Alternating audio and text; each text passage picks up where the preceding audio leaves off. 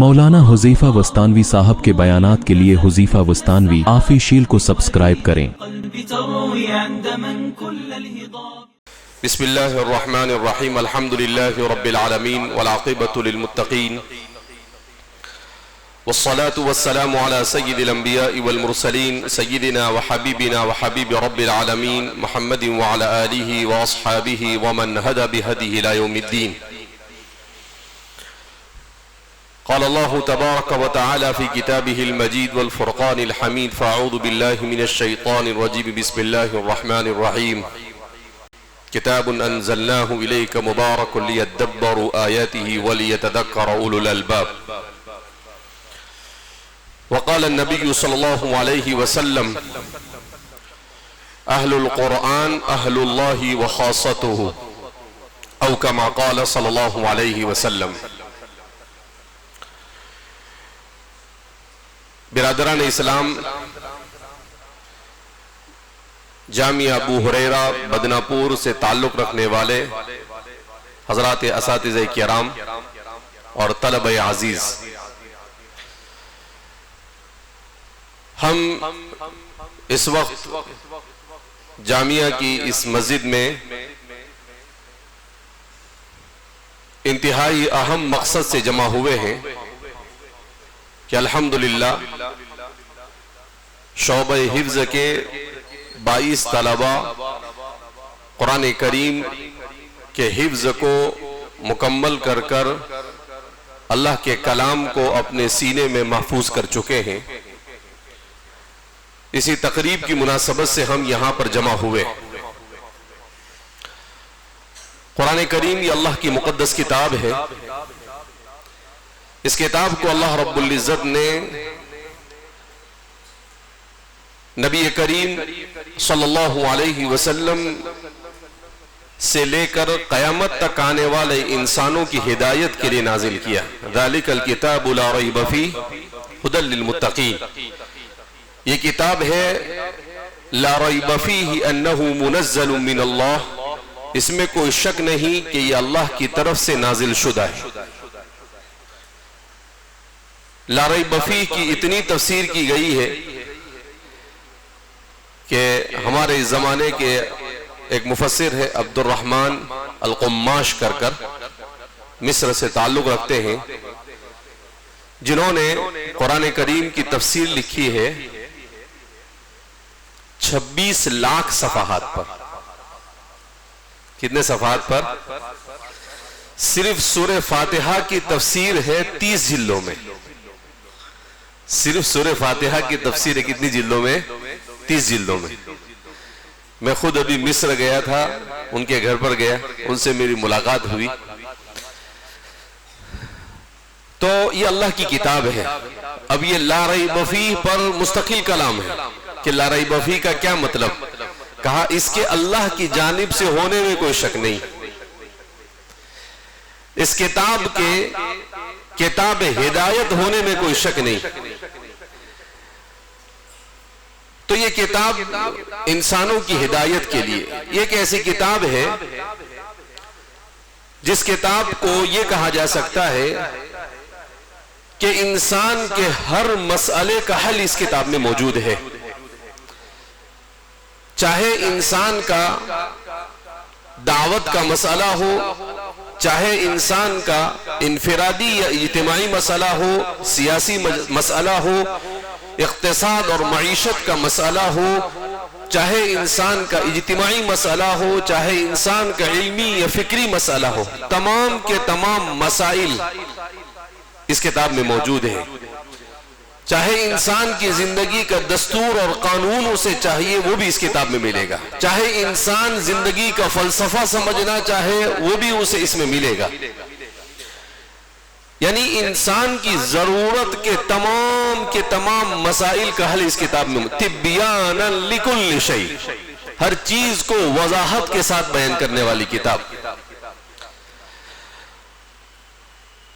یہ میرے اور آپ کے لیے اور اس امت کے ہر فرد کے لیے خوش قسمتی ہے کہ اللہ رب العزت نے ہمیں امت محمدیہ علی صاحبہا الف الف تحیت و سلام میں پیدا کیا، اور اور اس کتاب کو پڑھنے پڑھانے، اس کتاب کو سمجھنے سمجھانے کے مواقع ہمیں فراہم کیے، لہذا اس کتاب کی قدر ہونی چاہیے۔ ہم جس دور سے گزر رہے ہیں اس دور میں امت اس کتاب سے دور ہو چکی ہے، چاہے امت کی اس تنزلی کے بہت سارے اسباب جس پر کتابیں اور جس پر بہت سارے ریسرچ کیے گئے، مگر اگر دیکھا جائے تو اس امت کی تنزلی کا سب سے اہم اور بنیادی اگر کوئی سبب ہو سکتا ہے تو وہ اللہ کی کتاب سے دوری۔ وہ زمانے میں معزز سے مسلمان ہو کر اور ہم ذلیل و خوار ہوئے تاریخ قرآن ہو کر، اس امت نے قرآن کو پڑھنا چھوڑ دیا، اس امت نے قرآن کو سمجھنا چھوڑ دیا، اس امت نے قرآن کی طرف دعوت دینا چھوڑ دیا۔ یہ تو اللہ جزائے خیر عطا فرمائے ہمارے اکابرین کو، بر صغیر اور ہندوستان کے اکابرین کو، کہ انہوں نے ان مدرسوں کو قائم کیا۔ اگر وہ ان مدرسوں کو قائم نہ کرتے تو شاید میں اور آپ نہ ایمان اور اسلام سے وابستہ ہوتے، اور نہ یہ جو رسمی ہمارا تھوڑا بہت تعلق ہے وہ بھی ان کے ساتھ باقی رہتا۔ فجزاهم الله عنا وعن امت محمد خیر الجزا واحسن الجزا فی الدارین۔ اللہ ہمارے ان تمام اکابرین کو بہترین بدلہ عطا فرمائے، اللہ ان کے درجات کو بلند فرمائے، اللہ ان کی قبروں کو منور فرمائے، اور اللہ ہمیں بھی ان کی ڈگر پر چل کر اللہ کے دین کی سربلندی کے لیے خلوص و للہیت کے ساتھ جد و جہد اور محنت کرنے کی توفیق مرحمت فرمائے۔ تو یہ بڑی مقدس کتاب ہے، اس کتاب کے فضائل، اس کتاب کے مناقب، اس کتاب کے فوائد انسان بیان کرتے کرتے تھک جائے گا۔ سبعۃ ابحر ما نفدت کلمات اللہ، پھر بھی انسان کے بس میں نہیں کہ وہ ان کتاب کے فوائد اور فضائل ہی کو بیان کر سکے، چہ جائے کہ اس کی تفسیر کو سمجھا سکے۔ تو اللہ رب العزت نے خوش قسمت ہے وہ لوگ جن کے سینوں میں اللہ رب العزت نے اس کتاب کی حفاظت کے لیے توفیق مرحمت فرمائی۔ انسان اس دنیا میں جو کچھ کرتا ہے خالق اور مالک کی رحمت سے کرتا ہے۔ سورہ کہف میں اللہ رب العزت نے حضرت موسیٰ علیہ السلام کا واقعہ بیان کیا اور خضر کا واقعہ بیان کیا، جس کو علم اور فکر اور تقدیر کا واقعہ اور کہا جاتا ہے۔ اسی سورہ مبارکہ میں ذوالقرنین کے واقعے کو ذکر کیا۔ اسی سورہ مبارکہ میں اللہ رب العزت نے ان تمام واقعات کو جہاں بھی ذکر کیا، اللہ رب العزت نے وہاں پر کہا رحمتم من عند اللہ، یہ اللہ کی رحمت سے۔ انسان کو علم ملتا ہے اللہ کی رحمت سے، انسان کو ایمان ملتا ہے اللہ کی رحمت سے، انسان کو توفیق ملتی ہے اللہ کی رحمت سے، انسان کو اخلاص ملتا ہے اللہ کی رحمت سے، انسان کو صلاحیت ملتی ہے اللہ کی رحمت سے، انسان کو کھانا ملتا ہے اللہ کی رحمت سے، انسان کو زندگی ملتی ہے اللہ کی رحمت سے، انسان کو جو کچھ ملتا ہے یہ اللہ کی رحمت سے۔ اسی لیے اسے بار بار کہا جاتا ہے بسم اللہ الرحمن الرحیم، اسی لیے کہا جاتا ہے اس کو ہر نماز کی ہر رکعت میں الحمدللہ رب العالمین الرحمن الرحیم، کہ انسان کے پیش نظر یہ بات رہے کہ میرا اپنا کچھ نہیں ہے۔ فرعون کہتا تھا دیکھو یہ میرا ہے، قارون کہتا تھا دیکھو یہ میرا خزانہ ہے، تو میں اور میرا یہ انسان کو لے ڈوبتا ہے۔ اور جہاں انسان کے ذہن میں یہ بیٹھ جائے کہ اللہ کی رحمت سے ملا ہے، اللہ کے فضل سے ملا ہے، اللہ کا انعام ہے، تو انسان یہ ہر قسم کی آزمائش اور ہر قسم کی اللہ کے عذاب سے محفوظ رہ جاتا ہے۔ لہذا سب سے پہلے ہمارے ذہن و دماغ میں یہ بات ہونی چاہیے کہ ہم جو کچھ کر رہے ہیں محض اللہ کی رحمت، اس کے فضل، اس کے احسان، اس کے کرم سے کر رہے ہیں۔ اللہ رب العزت اپنی رحمت کے سلسلے کو ہمارے ساتھ موت تک اور موت کے بعد بھی جاری و ساری رکھے۔ اب آخر میں جو حدیث میں نے آپ حضرات کے سامنے پڑھی، اس حدیث کو سمجھا کر اپنی بات کو میں ختم کر دیتا ہوں۔ حدیث پاک میں رسول اللہ صلی اللہ علیہ وسلم نے ارشاد فرمایا اہل القرآن اہل اللہ وخاصتہ، کہ اہل قرآن یہ اللہ کے بندے ہیں، اللہ کے خاص بندے ہیں۔ تو اللہ کے خاص بندے کا کیا مطلب؟ حضرات محدثین فرماتے ہیں کہ جب قرآن کریم کی بہت ساری آیتیں اور احادیث مبارکہ کو جمع کیا جاتا ہے تو یہ پتا چلتا ہے کہ اگر کوئی بندہ یہ جاننا چاہتا ہے کہ وہ اہل اللہ و خاصتہ میں شامل ہے یا نہیں، تو اسے اپنے آپ کو جانچنے کا یہ معیار ہے کہ 5 وصف ہے، اگر وہ وصف اس کے اندر پائے جاتے ہیں تو وہ اہل اللہ و خاصتہ میں سے ہے، اگر وہ وصف اس میں نہیں پائے جاتے ہیں تو وہ اہل اللہ و خاصتہ میں نہیں ہے۔ ہمارے مفسرین بھی اور محدثین و شارحین بھی بڑی محنت کام کر گئے، تو کہا سب سے پہلا وصف کہ اگر آپ یہ دیکھنا چاہتے ہیں کہ آپ اہل اللہ و خاصتہ ہے یا نہیں، کا سب سے پہلا وصف یہ ہے کہ آپ قرآن کریم کی تلاوت کی پابندی کرتے ہیں یا نہیں۔ اگر آپ شوق سے اور آپ پوری عظمت کے ساتھ قرآن کریم کی تلاوت کے عادی ہے، اس کا مطلب یہ ہے کہ آپ کے اندر اہل اللہ و خاصتہ کا پہلا وصف پایا گیا۔ دوسرا وصف، اسی لیے ہمارے علماء نے لکھا ہے کہ ایک ہے الغلو فی تلاوت القرآن اور دوسرا ہے الجفا بتلاوت القرآن۔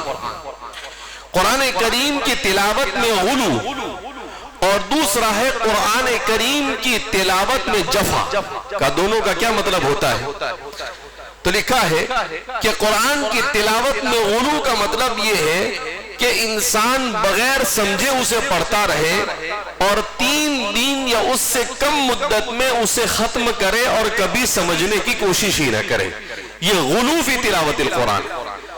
اس لیے کہ قرآن کی نزول کا مقصد صرف تلاوت نہیں سمجھنا ہے، سمجھنا بھی مقصد نہیں، اس پر عمل کرنا مقصد ہے۔ لہذا اس بنا پر کہا کہ انسان کو اسے پڑھنا چاہیے اور سمجھ کر پڑھنے کی کوشش کرنی چاہیے۔ دوسرا جفا بالقرآن کا کیا مطلب ہے؟ کہا کہ جفا بالقرآن کا مطلب یہ ہے کہ آدمی 40 دن گزر جائے اور وہ ایک قرآن نہ پڑھ سکے، اس کا مطلب یہ ہے کہ اس نے قرآن کریم کے ساتھ اپنے تعلق کو ختم کر دیا۔ کم از کم 40 لیلہ، 40 دن میں ایک قرآن کا ختم کرنا اپنے آپ کو ایک سچا اور پکا اور اہل اللہ و خاصتہ میں شامل کرنے کے لیے ہر مسلمان کے لیے ضروری ہے۔ آج ہم اپنے معاشرے کا جائزہ لیں، 99% مسلمان بلکہ اس سے زیادہ ایسے ہوں گے جو 40 دن تو نہیں، بہت سارے تو ایسے ہیں 40 سال میں بھی قرآن ختم نہیں کرتا۔ پہلے تو رمضان آتا تو قرآن بھی پڑھتے تھے، مگر یہ موبائل پتہ نہیں کون سی مصیبت آ گئی ہے، اس کو لے کر بیٹھے رہتے ہیں تو رمضان میں بھی پڑھنا چھوڑ دیا۔ نہ نوجوان پڑھتا ہے، نہ بڑا پڑھتا ہے، نہ عورت پڑھتی ہے۔ پہلے رات بھر جاگ کر گزاریں گے، پھر دن میں سو کر گزاریں گے، اور جب سو کر اٹھیں گے تو موبائل لے کر بیٹھے رہیں گے۔ تو کہا کہ قرآن کریم کی تلاوت، اس لیے ہمارے علماء نے لکھا ہے کہ کم از کم آدمی کو روزانہ ایک پارہ پڑھنا ہی چاہیے کسی صورت میں بھی۔ دوسرا وصف کہ اگر انسان اہل اللہ و خاصتہ میں ہے یا نہیں اسے دیکھنا چاہے، کہ الحفظ بکتاب اللہ، کہ وہ قرآن کریم کے حفظ کا اہتمام کرتا ہے یا نہیں۔ اگر وہ قرآن کریم کا حافظ ہے، اس کا مطلب یہ ہے کہ تلاوت بھی کرتا ہے اور حافظ قرآن بھی بن گیا ہے، تو یہ اہل اللہ و خاصتہ کا دوسرا وصف اس کے اندر میں پایا گیا۔ اس لیے فرماتے ہیں ہر مسلمان کے لیے اتنا قرآن کریم حفظ کرنا جس سے ما تجوز بہ الصلاۃ، نماز درست ہو جائے، یہ تو فرض ہے۔ اگر اتنا بھی یاد نہیں ہے تو ظاہر سی بات ہے وہ کس نام کا مسلمان اور اس کام کا مسلمان ہے۔ تو قرآن کریم کے حفظ کی طرف توجہ ہونی چاہیے۔ تیسرا وصف بیان کیا کہ اگر آپ یہ دیکھنا چاہتے ہیں کہ آپ اہل اللہ و خاصتہ میں ہے یا نہیں، تو فرماتے ہیں کہ آپ قرآن کریم کو تجوید کے ساتھ اس طرح سے پڑھتے ہیں یا نہیں جیسا وہ نازل ہوا۔ ورنہ رب قارئ یقرأ القرآن والقرآن یلعنہ، کہ بہت سے قرآن کو پڑھنے والے قرآن پڑھتے ہیں مگر قرآن ان پر لعنت کرتا ہے۔ کہا وہ کیا ہے؟ کہا قرآن کریم کو ترتیل کے ساتھ نہ پڑھنا، تجوید کے ساتھ نہ پڑھنا، اس کے مخارج اور اس کی صفات کی رعایت کرتے ہوئے نہ پڑھنا، کہا یہ بھی اہل اللہ و خاصتہ میں شامل ہے۔ اگر وہ بغیر تجوید کے، جیسے رمضان کے اندر میں ہماری بہت ساری مسجدوں میں قرآن کریم پڑھا جاتا ہے، ایسا پڑھا جاتا ہے کہ یعلمون تعلمون، کچھ بھی سمجھ میں نہیں آتا ہے، الحمدللہ رب العالمین ضالین، بیچ میں کیا پڑھا حضرت کو معلوم ہی نہیں، الف لام میم مفلحون۔ تو یہ قرآن کریم کے ساتھ زیادتی ہے۔ بعض علماء نے، مفتیوں نے لکھا ہے، بعض فقہاء نے، کہ اگر جان بوجھ کر کو اس طرح سے کرتا ہے تو یہ استہزاء بالقرآن ہے، اور استہزاء بالقرآن یہ کفر ہے۔ جان بوجھ کر ایسا کرنا یہ انسان کو کفر تک پہنچا دیتا ہے، اللہ حفاظت فرمائے۔ تو قرآن کو تجوید کے ساتھ پڑھنے کا اہتمام کرنا اور اس کے سیکھنے کی کوشش کرنا، یہ اہل اللہ و خاصتہ کا تیسرا وصف۔ چوتھا وصف کیا ہے؟ کہ چوتھا وصف یہ ہے کہ قرآن کریم کو سمجھنے کی کوشش کرنا۔ اگر آپ قرآن کریم کو سمجھنے کی کوشش کرتے ہیں تو اس کا مطلب یہ ہے کہ آپ اہل اللہ و خاصتہ میں شامل ہونے کی کوشش کر رہے ہیں، مگر آپ نے زندگی بھر وہ کوشش ہی نہیں کی، تو اس کا مطلب یہ ہے کہ آپ اہل اللہ و خاصتہ، اللہ کے خاص بندوں میں شامل ہونا نہیں چاہتے ہیں۔ تو اس لیے قرآن کریم کو سمجھنا، اور خاص طور پر فتنوں کے اس دور میں قرآن کے ساتھ وابستگی، یہ سب سے زیادہ ضروری ہے۔ حضرت علی رضی اللہ تعالیٰ عنہ فرماتے ہیں کہ نبی کریم صلی اللہ علیہ وسلم نے ایک موقع پر ارشاد فرمایا کہ میرے بعد بہت ہی عظیم فتنے تمہارے درمیان آئیں گے۔ تو ہم نے سوال کیا مل مخرج منہا یا رسول اللہ، اللہ کے رسول صلی اللہ علیہ وسلم اس سے ہم کیسے نکلیں گے؟ تو اللہ کے رسول صلی اللہ علیہ وسلم نے فرمایا بکتاب اللہ، اللہ کی کتاب، فیہ نبأ من کان قبلکم، اس میں تم سے پہلے لوگوں کی بھی ساری سٹوریاں، سارے قصص اور واقعات ہیں، اور تمہارے قیامت تک آنے والے تمام مسائل کو اس میں ذکر کر دیا گیا ہے، اور طویل حدیث رسول اللہ صلی اللہ علیہ وسلم نے بیان کی۔ تو اس لیے قرآن کے ساتھ وابستگی زمانے میں خاص طور پر اس کو سمجھنے کی کوشش کرنا، اور سمجھنے میں بھی ایسے علماء اور مستند کتابوں سے سمجھنا جن کو معتبر علماء کہا گیا۔ ایسا نہیں کہ آدمی سمجھنے کے لیے بیٹھا تو کوئی بھی تفسیر، کوئی بھی کتاب اٹھا لیا اور شروع پڑھ گیا، نہیں، اس کے لیے علماء کی نگرانی کا ہونا بھی ضروری ہے، کیونکہ قرآن کریم اللہ کی کتاب ہے، اتنا آسان نہیں اسے سمجھنا، لیکن اس ڈر سے اسے چھوڑنا بھی نہیں چاہیے۔ لہذا چوتھا وصف یہ ہے کہ قرآن کریم کو سمجھنے کی کوشش کرے، اور پانچواں اور آخری وصف یہ ہے کہ وہ قرآن کریم پر عمل کرنے کی کوشش کرتا ہے یا نہیں۔ اگر وہ قرآن پر عمل کرنے کی کوشش کر رہا ہے، اس کا مطلب یہ ہے کہ وہ اہل اللہ و خاصتہ۔ حضرات صحابہ کرام رضوان اللہ تعالی عنہم اجمعین فرماتے ہیں کہ ہم 10 آیتیں یاد کرتے تھے، اور پھر ان 10 آیتوں پر عمل کرتے تھے، پھر اس کے بعد آگے یاد کرتے تھے، جب تک کہ عمل نہیں ہو جاتا تھا وہاں تک کہ ہم آگے نہیں بڑھتے تھے۔ بعض صحابہ کے بارے میں آتا ہے کہ 3 سال میں انہوں نے سورہ آل عمران، سورہ بقرہ کو یاد کیا۔ تو ہمارے ہاں کمزور سے کمزور بھی بچہ ہوتا ہے تو 4 سال 5 سال میں حافظ ہو جاتا ہے۔ اس کا مطلب یہ تھا کہ وہ قرآن کو پڑھتے تھے، اسے زبانی یاد کرتے تھے، اور قرآن کے اس حکم پر وہ عمل کرتے تھے، تب جا کر وہ اہل اللہ و خاصتہ۔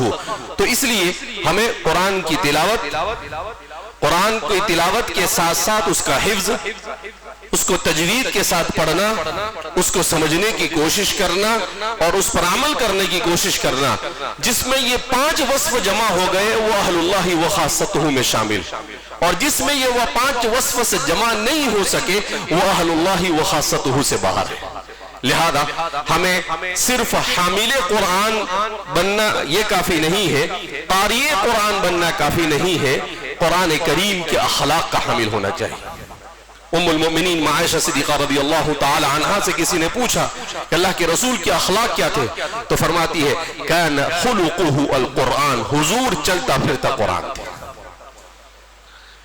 جو حکم قرآن کا نازل ہوتا تھا سب سے پہلے اگر اس پر کسی نے عمل کیا تو خود رسول اللہ صلی اللہ علیہ وسلم نے اس پر عمل کیا کہ اللہ کے رسول صلی اللہ علیہ وسلم نے ایسا اس پر عمل کیا. قرآن نے کہا کہ لا تمشی فی الارض مرحا, زمین پر اکڑ کر مت چلو. حضور کے وصف کو آپ دیکھیں گے حضور کے شمائل کے اندر میں کہ آپ صلی اللہ علیہ وسلم ہمیشہ اپنا سر نیچا رکھ کر جھک کر اس طرح سے چلتے تھے جیسے اوپر سے نیچے کی طرف اتر رہے, تواضع کے ساتھ زندگی گزارنا.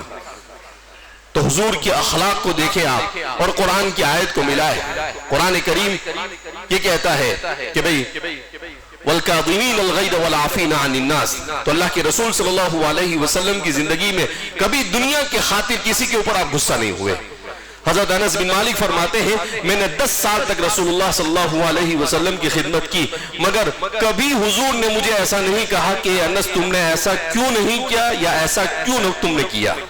10 سال خدمت کی مگر کبھی اپنے خادم کو جھڑکا نہیں, کبھی اپنے خادم کو ڈانٹا نہیں, اور کبھی اپنے خادم کو کوئی ایسی بات نہیں, ناگوار بھی گزری تو اس کو کچھ نہیں کہا.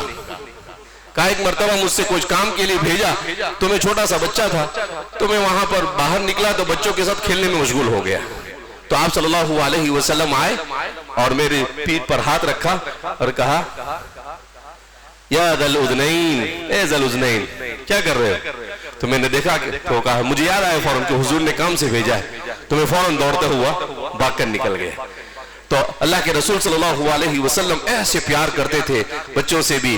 یا ذا الاذنین کہا, ان کے کان تھوڑے بڑے تھے تو ان کو کہا اے بڑے کان والے, پیار سے ان کو اس طریقے سے بلاتے تھے. بہرحال تو ضرورت اس بات کی ہے صحابہ کی سیرتوں کا مطالعہ کیا جائے, ان کی سیرتیں, خود رسول اللہ صلی اللہ علیہ وسلم کی سیرت مبارکہ اور قرآن کریم کی تلاوت اور عقائد کا جاننا, یہ وہ چیزیں ہیں جو فتنوں کے زمانے میں ہمارے ایمان کی حفاظت کی ضامن ہے. ورنہ اس زمانے کا سب سے انتہائی عظیم اگر کوئی امتحان ہے تو وہ ہے ہمارے اپنے ایمان کو بچانا. لہذا میں خود بھی عہد کرتا ہوں کہ قرآن کو پڑھنے, قرآن کریم کو سمجھنے, تجوید کے ساتھ پڑھنے, اس کے حفظ کرنے اور اس پر عمل کرنے کی کوشش کروں گا. اور آپ سب بھی ہمارے ساتھ یہ عہد کریں کہ قرآن کریم اہل اللہ و خاصتہ میں شامل ہونے کے لیے ان 5 اوصاف کو اپنی زندگی میں جگہ دینے کی کوشش کریں. کریں گے بھائی انشاءاللہ. اور ہمارے گھروں میں بھی قرآن کریم کی تلاوت کو زندہ کریں. جس گھر میں قرآن پڑھا جاتا ہے اس گھر میں اللہ کی طرف سے برکتیں نازل ہوتی ہے.